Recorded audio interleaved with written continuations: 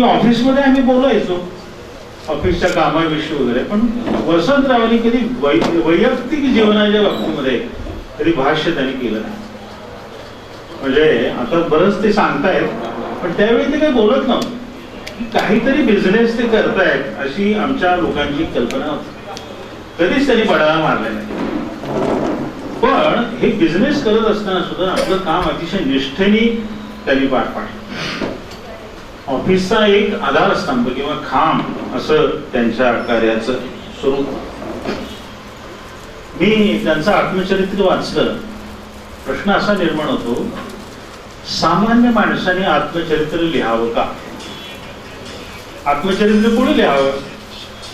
एखादा थोर प्रसिद्ध माणूस असेल, त्याच्या आयुष्यामध्ये फार मोठ्या घडामोडी घडल्या असतील, अशा माणसाने आत्मचरित्र लिहावं अशी समाजाची धारणा आहे. आणि वाचकांना सुद्धा तेच अपेक्षित आहे की अशा माणसाने ते आत्मचरित्र लिहावं आणि आपण वाचावं. तर सामान्य माणसाने आत्मचरित्र लिहावं की नाही, लिहिण्यासारखं काय असतं? सामान्य माणसाला वाटतं की माझ्या आयुष्यामध्ये असं काय घडलेलं आहे की मी हे आत्मचरित्राच्या रूपाने मांडावं आणि लोकांनी ते वाचावं. पण मी तुम्हाला सांगतो, प्रत्येक सामान्य माणूस हा समाजामधला एक लढाऊ योद्धा असतो. कसा? प्रत्येक माणसाला कुटुंब असतं, अनेक जबाबदाऱ्या त्याच्यावर असतात. आई वडील आहेत, मुलं आहेत, त्यांचे आजारपणा आहेत, त्यांचे शिक्षण आहेत. तर हे सगळं त्याला पार पाडावं आणि तो कुटुंबामधला एक जबाबदार घटक असतो. म्हणून हे कुटुंब अधिक सुज्ञ सुसंस्कृत होतं आणि राष्ट्राला मदत करण्याचे ते कुटुंब सिद्ध होतं. कल्पना करा, एखादा माणूस जर बेजबाबदार असेल, खरोखर तो कुटुंबामध्ये तो काय संस्कार देऊ शकणार? त्यामुळे आपण हे लक्षात घेतलं पाहिजे की प्रत्येक सामान्य माणूस हा आपल्या कुटुंबाचं संगोपन संरक्षण करून राष्ट्राला एक प्रकारे मदत करत असतो. राष्ट्र घडवण्याचीच तो कामगिरी करत असतो. आत्मचरित्रातून वसंतरावांची पार्श्वभूमी मला ती थोडी वाचली. कणेरी ह्या गावामध्ये त्यांचा जन्म झाला. त्यानंतर गोकुळ शेगावला ते राहायचे. घरामध्ये दारिद्र्य होतं आणि त्या दारिद्र्यातून त्यांना पुढे यायचं होतं. या आत्मचरित्रामध्ये त्यांनी लिहिलं आहे की आपण काय काय काम केलं. त्यांनी ऑफिस बॉय म्हणून काम केलं, घरगडी म्हणून काम केलं, टायपिस्ट म्हणून काम केलं आणि असं करताना त्यांनी पार्ट टाइम शिक्षण घेतलं. म्हणजे बघा, ध्येयाकडे त्यांची सुरुवातीपासून दृष्टी होती आणि पार्ट टाइम शिक्षण घेतलं. जिल्हा परिषदेने काम केलं. मला वाटतं 20 वर्ष काम केलं. 20 वर्ष त्यांनी जिल्हा परिषदेमध्ये काम केलं. अतिशय सिन्सिअरली काम केलं आणि तिकडे त्या पदाला न्याय देत असताना इकडे आपला उद्योग सुद्धा त्यांनी उभा केला. या आत्मचरित्रामध्ये त्यांनी घडलेल्या घटना सांगितलेल्या. फार स्वतःचा मोठेपणा सांगावा अशा दृष्टिकोनातून ते आत्मचरित्र लिहिलेलं नाही. काय घडलं, कसं घडलं हे त्यांनी त्या आत्मचरित्रामध्ये सांगितलेलं आहे. आणि त्या आत्मचरित्रात एक खुलेपणा आहे, एक पारदर्शकता आहे. स्वतःच्या व्यसनाविषयी सुद्धा अगदी मोकळेपणाने त्यांनी लिहिले. आणि मग उद्योग कसा उभा केला, काय काय केलं, कोणकोणत्या अडचणी आल्या याच्याविषयी त्यांनी सांगितलेलं आहे. आणि अर्थातच त्यांच्या संपूर्ण कुटुंबाचा, त्यांच्या मिसेसचा खूप मोठी मदत त्यांना या कामी झालेली आहे. सेवाना कंपनीची एजन्सी त्यांच्याकडे आहे, गोव्याला, मुंबईला आता त्यांच्या त्या ब्रँचेस आहेत, कोल्हापूरला मोठं ऑफिस आहे. मी सहज गेल्या वर्षी या गोकुळ शिरगावला आलो होतो माझ्या कामाच्या निमित्तानं आणि त्यांच्या घरी जाण्याचा योग आला. तिथं आमचा पाहुणचार झाला. खूप अतिथीशील असे ते कुटुंब आहे. आणि मग वसंतरावांनी ते सगळं दाखवलं. त्यांचं इथलं ऑफिस दाखवलं, त्यांचं MIDC मध्ये आता नव्याने त्यांनी केलेलं ऑफिस दाखवलं. आणि त्यावेळी माझ्या लक्षात आलं की हा माणूस कधीच आपल्याविषयी न बोलणारा एवढी मोठी उलाढाल या माणसाने केलेली आहे.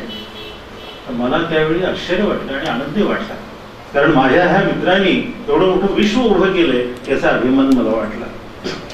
त्यांच्या आयुष्यामध्ये, प्रत्येक माणसाच्या आयुष्यामध्ये काही प्रसंग घडत असतात, नोटेबल प्रसंग असतात, नोंद ठेवावी असे ते प्रसंग असतात. पण प्रत्येक माणसाला त्याची तो नोंद ठेवतोच असं नाही.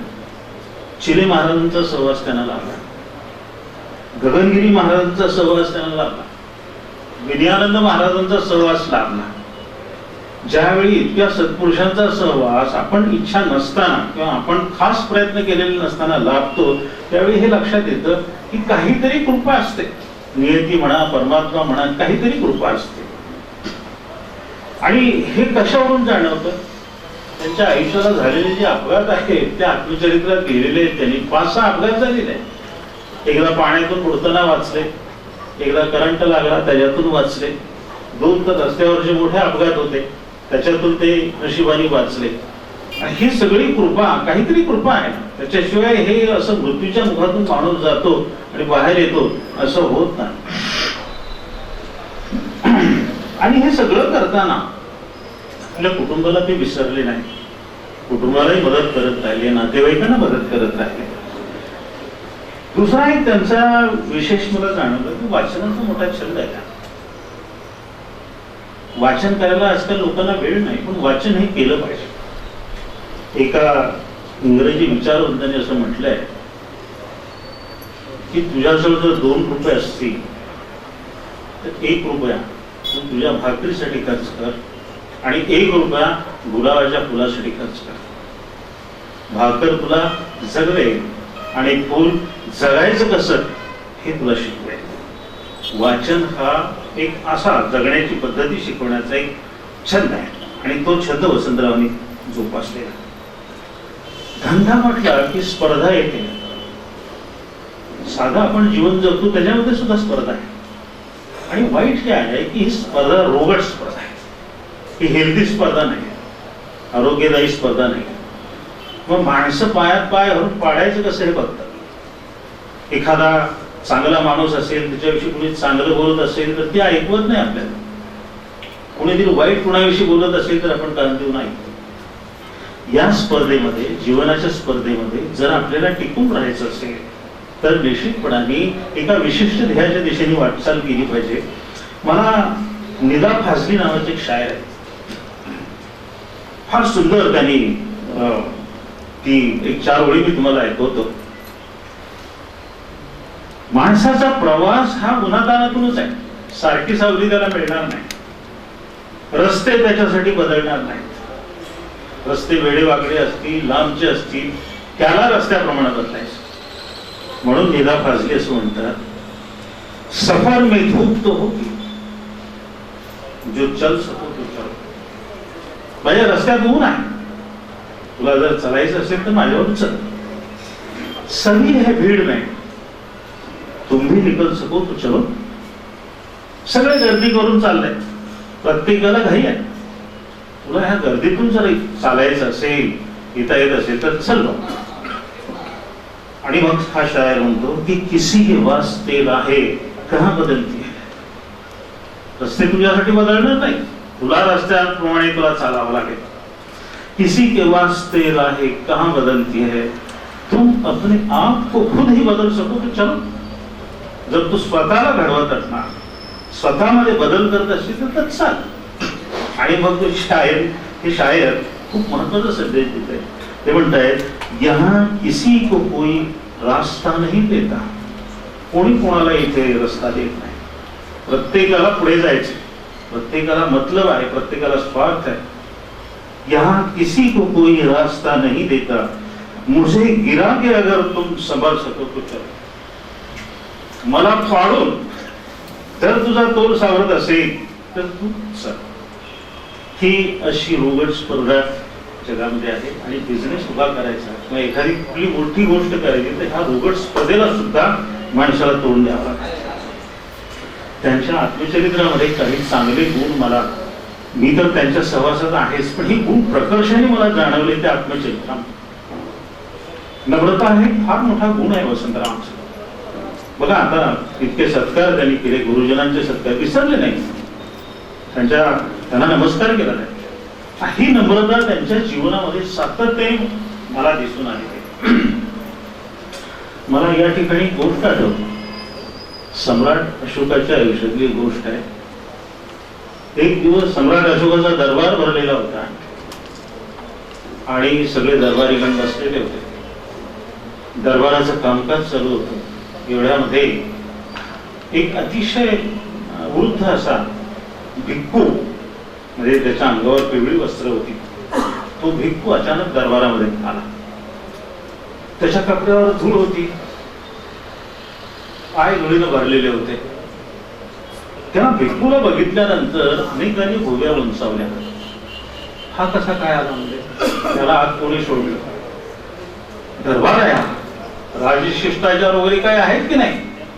पण अशोकाने त्या भिक्खूला पाहिलं आणि अशोक आपल्या आसनावरून उठला आणि लगेच तो गेला आणि त्या भिक्खूच्या पायावर त्यानं डोकं ठेवलं आणि सेवकाला बोलून सांगितलं की या भिक्खूंची व्यवस्था कर. दरबार बघत होता. अनेकांना ते आवडलं नाही. अरे तू राजा आहेस, तो साधा भिक्खू फाटका माणूस, तो येतो आणि तू सिंहासनावरून उठतोस आणि पळत पळत जाऊन त्याच्या पायावर डोकं ठेवतोस. ते दरबार संपल्यानंतर महामंत्र्याला तर ती अजिबात गोष्ट आवडली. ते राहावे ना त्यांना. ते महामंत्री म्हणाले की महाराज हे काही तुम्ही बरोबर केलं नाही. काय झालं? अहो तर साधा भिक्खू आहे म्हणले आणि तुम्ही उठलात आणि पळत पळत जाऊन त्याच्या पायावर डोकं ठेवलं. तुम्ही सम्राट आहात आणि ती राजसभा आहे, राजशिष्टाचार काही आहेत की नाही? अशोक काही बोलला नाही, बंद हसला. दुसऱ्या दिवशी अशोकांनी त्या महामंत्र्याला बोलवलं आणि फार मोठी अशी लाकडी पेटी त्याच्याकडे दिली. तो म्हणाला की या पेटीमध्ये जे आहे, जे आहे ते बाजारात जा आणि विकून ये. आणि ती महामंत्र्याला वाटलं हा कसला सम्राट आहे, कसली आज्ञा मला दे. ती पेटी तो बाजारात घेऊन गेला. ती पेटी उघडली. त्याच्यामध्ये सगळी प्राण्यांची शिरं होती. वाघाचं, सिंहाचं, गाईचं, अशी निरनिराळी शिरं होती. मोठे प्रयास पडले त्याला ती शिरं बाजारामध्ये विकण्यासाठी. पण त्यांनी ती विकली आणि तो परत आला. तो म्हणाला की महाराज तू सगळी शिरं विकली हो मोठे, पण ही माणसाचं शिर कोणी घ्यायला तयार नाही. अशोक म्हणाला की अरे वेड्या फुकट घेऊन येणार, मग परत कशाला घेऊन आलास? अशोक परत गेला आणि ते शिर बाजारामध्ये विकायला तो परत गेला आणि परत आला. म्हणजे महाराज फुकट सुद्धा कोणी गेली. त्यावेळी सम्राट अशोक त्याला म्हणाला की मूर्खा, ज्या शिराची किंमत शून्य आहे, जे शीर कोणी फुकट सुद्धा घेत नाही, असं शीर जर एखाद्या विद्वान भिक्खूच्या पायावर मी ठेवलं तर त्यात तुला अपमान कसला वाटला? थोर माणसांचं हे, थोर माणसांची ही महात्म्य आहे. ही माणसं थोर उगीच होत नाही. मला काही सम्राट अशोकाची आणि वसंतरावांची तुलना करायची नाही, पण नम्रता हा एक फार मोठा गुण आहे आणि त्या गुणाचा फार मोठा परिणाम आपल्या आयुष्यावर होत असतो, हे मला सांगायचं. कृतज्ञतेविषयी तर मी आताच दिसली तुम्हाला कृतज्ञता काय आहे त्यांची. धंद्यामधली त्यांची शिकाटी त्यांच्या आत्मचरित्रातून दिसते, संयम दिसतो. ग्राहकांवरच्या विश्वासाविषयी त्यांनी खूप चांगलं लिहिलं. ते म्हणतात की ग्राहकांचा विश्वास हीच माझी पावती आहे किंवा हेच माझं भांडवल आहे. तर मला अजून एक गोष्ट आठवते, विश्वास काय असतो. दुसरं महायुद्ध सुरू होतं, सेकंड वर्ल्ड वॉर. त्यावेळी इंग्रज म्हणजे इंग्लंड आणि जर्मनीच्या फौजा समोरासमोर अशा लढत होत्या. इंग्लंडच्या फौजेने त्यांच्यावर हल्ला चढवला, पण जर्मन फौज जास्त होती. इंग्लंडची छोटीशी प्लॉटून होती. तो कमांडिंग ऑफिसर जो होता त्याला असं वाटलं की आता आपलं काही धडगत नाही, आता आपण माघार घेतली पाहिजे. आणि मग आपल्या सैन्याला त्यांना आदेश दिला, चला आपल्याला माघार घ्यायची. आता माघार घेत असताना, रात्रीची वेळ होती, माघार घेत असताना त्या प्लॉटून मध्ये दोन मित्र होते, अगदी चिंगरी मित्र. एकाचं नाव होतं बिल आणि दुसऱ्याचं नाव होतं हॅरी. माघार घेत असताना एक गोळी सणाळत आली आणि त्या बिलच्या छातीमध्ये घुसली. बिल खाली कोसळला. त्या कमांडरने ते पाहिलं, हॅरीने ते पाहिलं. कमांडर म्हणाला हा वाचणार नाही. हॅरी म्हणाला की माझा मित्र आहे, तो मेलेल्याला असं मागं सोडून जाता येत नाही सर, की माणसाला आपण त्याला घेऊन जाऊ. तो म्हणाला नाही, त्याच्यासाठी मी तुला किंवा माझ्या प्लाटून मधल्या कुठल्याही सैन्याला थांबू देणार नाही आणि मरू देणार नाही. आणि त्यांना आदेश दिला. प्लाटून मागे सरकायला लागली. नाविलाज असतं हॅरीला यावर. थोडा वेळ तो चालत आला, त्यावेळी क्षीण आवाज त्याला ऐकू आला की हॅरी हॅरी हॅरी असा आवाज ऐकू आला. त्यावेळी कोणाकडे सांगितलं की मला गेलं पाहिजे, तुम्ही तशी परवानगी द्या. कमांडर म्हणाला मुळीच नाही, त्याला अशा जागी गोळी लागलेली आहे की तो वाचूच शकत नाही. त्या कमांडरचा आदेश डावलून हॅरी परत त्या ठिकाणी गेला. बिल शेवटच्या घटना मोजत होता. त्यानं त्याचं डोकं मांडीवर घेतलं. थोड्या वेळाने तो परत आला. कमांडरने विचारलं काय झालं, मांडलं नाहीच त्याला. तो म्हणाला तो मी नाही. त्यावेळी त्यांनी सांगितलं की मूर्खा, मी तुला आधीच सांगितलं होतं तू मरणार आहे, तू जाऊ नकोस, तरी गेलास. सर म्हणलं तो मरणार आहे हे मलाही माहिती, पण तुम्हाला माहिती आहे मी तिथे गेल्यानंतर तुम्हाला काय म्हणाला. मी त्याचं डोकं माझ्या मांडीवर घेतलं आणि तो म्हणाला की हॅरी, मला खात्री होती की माझा आवाज ऐकल्यानंतर तू परत येशील. मला खात्री होती. याला विश्वास म्हणतात. मित्राचा मित्रावरचा विश्वास असेल,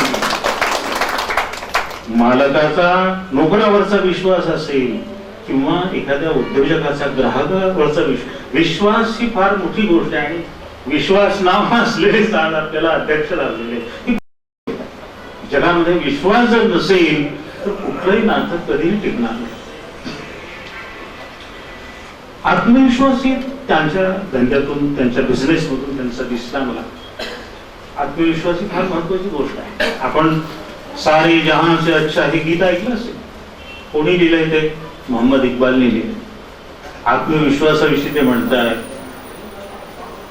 खुदी को कर बुलंद इतना, स्वतःला तू इतका बळकट बनव, इतका सामर्थ्यवान बनव. खुदी को कर बुलंद इतना कि हर तहरीर से पहले, तहरीर म्हणजे नशिबाची लिखावट, तू स्वतःला इतका बळकट आणि मजबूत बनव की तुझ्या नशिबाचा प्रत्येक भाग लिहिताना खुदा बंदे से खुद पूछे बता तेरी रजा क्या है. म्हणजे परमेश्वर त्या बंद्याला, माणसाला विचारेल, अरे तुझी इच्छा काय सांग, तुझ्या नशिबात काय घेऊ. एवढा आत्मविश्वास असलेली माणसं जगामध्ये होती. आणि हा सुद्धा एखादा धंदा आपण करतो, त्याला बिझनेस उभा करतो, आत्मविश्वास लागतो. आत्मविश्वास असल्याशिवाय कुठलंही कार्य कधी उभं राहत नाही.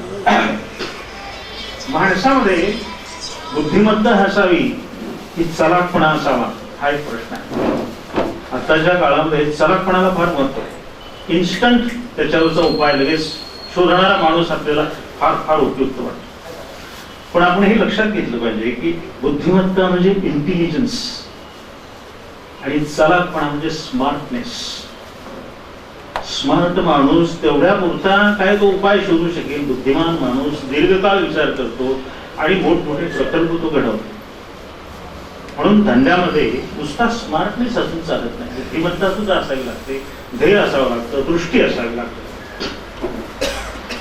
मी एवढंच म्हणेन की 20-25 वर्ष आपण शिक्षण घेतो. शिक्षण पूर्ण केल्यानंतर मग आपण नोकरीला लागतो किंवा आपण जीवनामध्ये जे काही स्थैर्य मिळवायचा प्रयत्न करतो. आपलं आयुष्य असं झालेलं असतं की 20-25 वर्ष जगणं न जाणता फक्त शिकायचं. आणि 20-25 वर्षानंतर ज्यावेळी आपण स्थैर्य मिळवतो त्यावेळी नुसतं जगायचं, शिकायचं काहीच नाही. मला आणखी एक जाणवतं, श्रीमंत झालेला आवडत नाही लोकांना. एखाद्याने संपत्ती मिळवली, श्रीमंत झाला, त्याच्याकडे बघण्याचा दृष्टिकोन, अरे हे कसं काय मिळवलं असेल, काहीतरी लफड केलं बरं का, घपला केला, त्याच्याशिवाय हे झालेलं नाही. म्हणजे कष्टाने श्रीमंत होणं हा सुद्धा गुन्हा झालाय असं. पैसा ही वाईट गोष्ट नाही आहे. आपल्याकडे काय झालंय माहिती का, पैशाला नावं ठेवणे, पैसा तर सगळ्यांना पाहिजे पण पैशाला सगळे नावं ठेवणं. पैसा ही वाईट गोष्ट नाही आहे, संपत्ती ही वाईट गोष्ट नाही आहे. पैसा किंवा संपत्ती धरून ठेवण्याची प्रवृत्ती वाईट आहे. त्यामुळं खूप पैसा मिळवा, आता मिळवलाय त्याच्यापेक्षा ज्यादा मिळवा. कारण पैशाला इंग्रजीमध्ये करन्सी म्हटलेलं आहे. करन्सी म्हणजे जो धावतो तो पैसा. पैशाला मुवमेंट पाहिजे. तो एकाच ठिकाणी, लक्ष्मी एका ठिकाणी राहत नाही, तिला तिथे एका ठिकाणी ठेवणं म्हणजे तिला सडवणं आहे. पण वसंतरावांनी आपला पैसा खर्च केला लोकांसाठी, नातेवाईकांसाठी. मी तुम्हाला सांगितलं की श्रीमंताचा लोक द्वेष करतात, चांगल्या माणसाचा लोक द्वेष करतात. आनंदी राहणंच आज ह्या जगामध्ये पाप झालंय. एक किस्सा आहे, कोर्टामध्ये एक वकील मॅजिस्ट्रेटला सांगतो, एका माणसाकडे बघतो म्हणतो, एक आदमी पर सरकारी वकील ने आरोप लगाते हुए कहा, माय लॉर्ड, इसके पास राशन कार्ड नहीं है, इसे गेहूं और शक्कर की फिक्र बिल्कुल नहीं है, इसकी बातों में कहीं भी महंगाई और सरकार की नाकामी का जिक्र नहीं है. इतना ही नहीं, ये हमेशा हंसता है, मस्त रहता है. इस पर भी देखिए अपने आप को हिंदुस्तानी कहलाता है. इसके चेहरे पर चिंता की एक भी रेखा नहीं है. जरूर यह विदेशी जासूस मालूम होता है. भारत में तो आज तक हमने ऐसा आदमी देखा ही नाही. आपल्याला ही अशीच माणसं बघायची सवय लागली. आपली सवय बदलली पाहिजे. जे कष्ट करतात, धडपडतात, प्रयत्नाने काही मिळवतात, त्यांचा सन्मान केला पाहिजे. आणि म्हणूनच आज त्यांचा सन्मान करण्यासाठी आपण सगळे या ठिकाणी एकत्र जमलो आहोत. वसंतराव, तुमच्या धडाडीवर हर्षाला आणि समृद्धीला माझा पूर्ण पाठिंबा आहे. मी तुम्हाला पूर्ण शुभेच्छा देतो. उत्तरोत्तर अशीच तुमची प्रगती होऊ दे. माणुसकीचा जो झरा तुमच्या अंतःकरणामध्ये आहे तो झरा कायम कायम वाहता ठेवा. जशा पद्धतीनं समाजासाठी मागे काही करत आलात तसंच आताही करत राहा. तुमच्या उर्वरित आयुष्याला मी शुभेच्छा देतो. आणि तुम्ही हे जी 2 पुस्तकं लिहिली, आत्मचरित्र आणि अशाच पद्धतीचं लेखन तुमच्या हातून आणखी घडावं असं मला वाटतं. जाता जाता एक छोटीशी सूचना करतो. तुम्ही उद्योजक आहात, बराच अनुभव तुम्ही घेतलेला आहे. नवीन नवीन मुलं धडपडतात, धंद्यासाठी कष्ट करतात, त्यांना काही मार्गदर्शन होईल असं घ्या. कारण आतापर्यंत तुम्ही खूप काही म्हणजे अनुभवलेलं. भांडवल कसं मिळवावं, धंद्यामध्ये अडचणी काय असतात, धैर्याने त्याला तोंड कसं द्यावं, ह्या सगळ्या गोष्टींचं एक मार्गदर्शक पुस्तक. ठीक आहे, आता तुम्ही आत्मचरित्र लिहिलं, कादंबरी लिहिली, पण असं एक मार्गदर्शक पुस्तक तुम्ही त्या नवीन पिढीसाठी, धडपडणाऱ्या मुलांसाठी लिहा, एवढी विनंती मी तुम्हाला करतो आणि माझे 2 शब्द संपवतो. धन्यवाद.